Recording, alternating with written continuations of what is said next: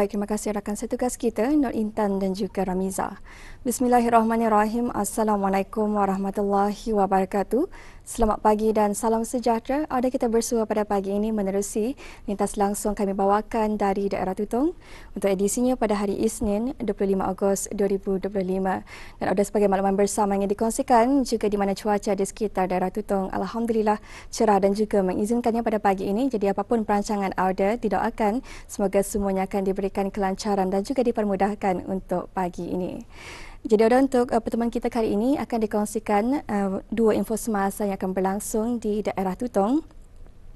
Di mana pada hari ini, hari Isnin, 25 Ogos 2025, akan diadakan kerja-kerja penyelenggaraan elektrik yang telah pun dijadualkan. Jadi akan berlaku penutupan sementara bekalan elektrik yang akan menjejaskan di sebahagian daripada Kampung Batamitus, Mukim Kiudang, daerah Tutong, insyaAllah bermula pada jam 8.30 pagi sehingga 12.30 hari dan disambung semula pada sebelah petang bermula pada jam 1.30 petang sehingga 5 petang. Dan untuk makluman yang seterusnya juga akan berlaku kerja-kerja penyucian tangki-tangki air Bukit Ambok yang akan melibatkan di Mukim Pekan Tutong, Mukim Keriam, Mukim Tanjung Maya dan kawasan sekitarnya di mana kerja-kerja penyucian tangki 1 akan diadakan pada 26 Ogos 2025 dan tangki 2 akan diadakan pada 27 Ogos 2025 dan akan bermula pada jam 8 pagi sehingga kerja-kerja selesai. Jadi ada sebahagian kawasan yang terlibat berkemungkinan akan mengalami tekanan air rendah terutama di kawasan tanah tinggi. Jadi untuk sebarang maklum permohonan sebenarnya pembekalan air tanker anda bolehlah menghubungi ke talian Darussalam 123 dan makluman yang seterusnya juga ada ingin dikongsikan pada hari Ahad ini nanti 31 Ogos 2025 akan diadakan Sukan Raya Keluarga Majlis Perundingan Mukim 2025. Anjuran Majlis Perundingan Mukim Ukong akan diadakan di kawasan Lapang Tamu Muafakat Kampung Lomayan daerah Tutong dan insyaAllah akan bermula pada jam 8 pagi. Dan itulah antara 3 makluman yang boleh kami kongsikan untuk pagi ini dan seterusnya kita akan ikuti bahan visual yang telah pun disediakan. Jadi mari kita saksikan bersama.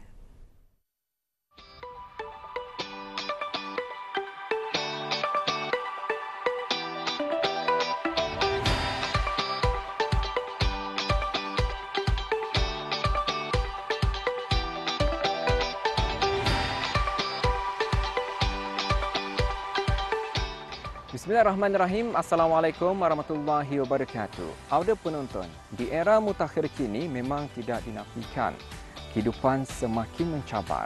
Berikutan perkara ini juga, ia memungkinkan kita ni untuk mengalami kesihatan mental ataupun gangguan mental dan oleh itu di negara Brunei Darussalam sahaja, data yang dikongsikan oleh Kementerian Kesihatan pada tahun 2024 seramai lebih daripada 13,000 orang yang menerima rawatan berkaitan dengan kesihatan mental.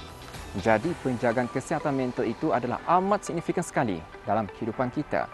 Antara cara yang dapat kita ni cuba ataupun yang dapat kita ni amalkan dalam kehidupan bagi menangani kesihatan mental kita adalah melalui terapi seni lukis. Gejala kesihatan mental bukan lagi satu perkara yang asing. Di negara ini sahaja, seramai 13,246 orang dicatatkan telah menerima rawatan pada tahun 2024 berbanding 11,231 orang pada tahun sebelumnya. Peningkatan tren ini sangatlah membimbangkan kerana ia bukan sahaja berlaku dalam kalangan orang awam, bahkan juga dalam kalangan penjawat awam dan pelajar sekolah. Menurut ajaran agama Islam, kesihatan fizikal dan mental adalah anugerah dan nikmat yang dikurniakan oleh Allah Subhanahu Wa Taala yang wajib dijaga sebagai salah satu maqasid syariah. Meski pelbagai usaha-usaha bersepadu daripada pihak-pihak berkepentingan dalam menangani masalah kesihatan mental telah dilakukan, namun ia berbalik kepada semangat individu untuk merawat masalah kesihatannya sendiri. Antara cara mudah dan sederhana namun dapat memberikan impak yang besar pada perkembangan minda dan kesihatan mental seseorang adalah dengan cara melukis. Dalam jurnal kesihatan, melukis adalah terapi seni yang menerapkan teknik terapeutik berasaskan pada idea bahawa ekspresi kreatif dapat memupuk penyembuhan dan kesejahteraan mental.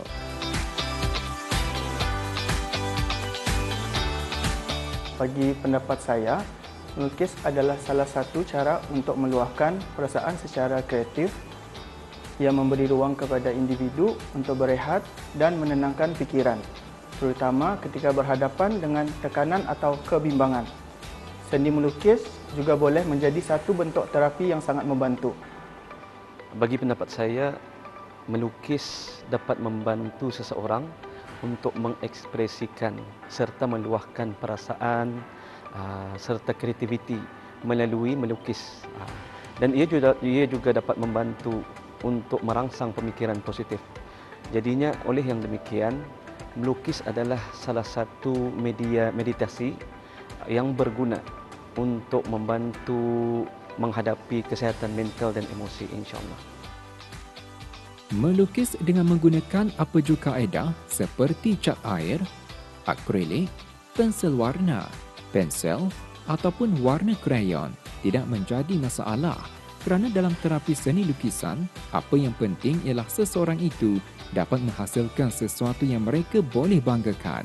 Setiap lukisan yang dihasilkan bukanlah untuk dinilai, tetapi apa yang lebih penting adalah proses melukis itu sendiri. Melukis dapat membantu seseorang melupakan masalah yang dihadapi serta memberikan ketenangan jiwa. Semasa melukis, mata akan melihat dan bahagian memori akan menyusul. Di saat itu, imej-imej yang sesuai untuk dilukis akan dibayangkan. Kemudian, otak akan mengeluarkan signal kepada otot tangan supaya melakar gambar yang kita inginkan. Walaupun ia kelihatan seperti aktiviti yang biasa sahaja, namun dapat memberikan kesan positif kepada kesihatan mental. Mungkin ramai yang tidak menyedari terapi seni lukisan bukan hanya sekadar seni yang dilakar pada sekeping kertas atau kanvas, akan tetapi melukis, mewarna, mencorak atau sekadar mencoret-coret, semuanya itu adalah terapi bagi jiwa yang penat, fikiran yang bercelaru dan emosi yang terpendam. Mengikut kajian, terapi seni lukisan mempunyai banyak kelebihan, antaranya membantu dalam perkembangan minda kreatif, membantu dalam mengawal emosi, membina daya tahan dan kesabaran, membantu mengelakkan seseorang daripada pemikiran negatif dan banyak lagi. Apatah lagi jika melakukan aktiviti melukis, mewarna bersama rakan-rakan atau orang-orang yang dikasihi, pasti akan dapat meningkatkan lagi perasaan gembira dan aura positif pada diri seseorang. Bagi saya, mewarna sememangnya memberi ketenangan dan kegembiraan. Ianya aktiviti yang ringkas tetapi mampu membuatkan saya fokus dan melupakan tekanan seketika. Warna-warna yang digunakan juga boleh mencerminkan emosi dan secara tidak langsung membantu memperbaiki mood saya. Bagi pendapat saya, melukis secara berkumpulan dapat mengurangkan tekanan. Aktiviti ini dapat memberikan ruang untuk meluahkan perasaan secara visual, meningkatkan interaksi sosial serta memberi rasa tenang. Ia juga dapat membina sokongan emosi antara peserta dan menggalakkan minda lebih positif. Terapi seni lukisan bukan sekadar satu bentuk ekspresi diri, malah ia menjadi medium pemulihan yang penuh harapan bagi mereka yang bergelut dengan kesihatan mental. Pendekatan seumpama ini amatlah penting kerana ia memberi ruang kepada individu melepaskan tekanan dengan cara yang tenang dan kreatif. Selain ia turut mendukung matlamat pembangunan mampan SDG 3 yang menekankan akan kesihatan baik dan kesejahteraan untuk semua. Ketahuilah, di balik setiap lukisan tersimpan harapan untuk hari esok yang lebih baik.